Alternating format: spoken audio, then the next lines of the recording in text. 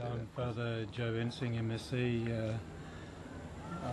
At present time I'm running director for the St Paul's Pastoral Centre for Milne Bay for the Diocese of Alatau.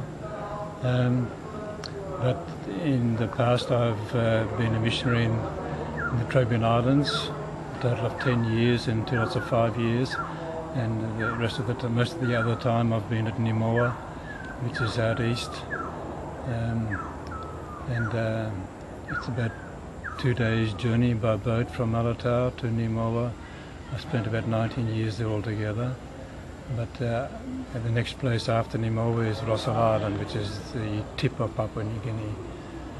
And back in the early 1970s, Brother Ron Moore was still building boats, and I think this one was the second last boat that he built, the MV Yellingep, which means going round Rossel in Rossel language. So the boat was built for the Rossel Island people and used extensively by Father Kevin English while he was the priest in charge there, followed by Father Mick Sims. And the boat was continually used for trading as well as but mainly for missionary purposes, for hospital work, for work to do with education for Rossel Island Parish. Then in the 90s it started to develop problems because of old age, and I think early in the 2000s it was inactive for a time, and it was almost abandoned at one place on Normanby Island. I can't recall the name of the place exactly, but we went out and we towed it into Alatau in order to try and resurrect it and restore it.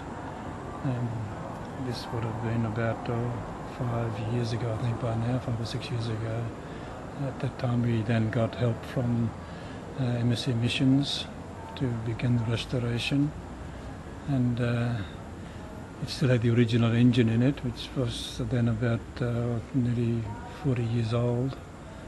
But anyway, we restored the hull and got it back into action again, but not for too long. It developed more problems, and most recently it had a serious problem with the engine. It floated, it had to be rescued. This happened around about Nivani near Missima, and it again had to be towed back into Alatau for repair. So then we decided to ask the local member for a new engine for it, which in the end arrived, but it was found to be unsuitable, and the gearbox was far too small for the work which was expected of that boat. And so later developed that a local boat builder, Murray Abel, had a second-hand engine which was more robust with a bigger gearbox, which he was willing to give to us at a much reduced price, and so we installed that one.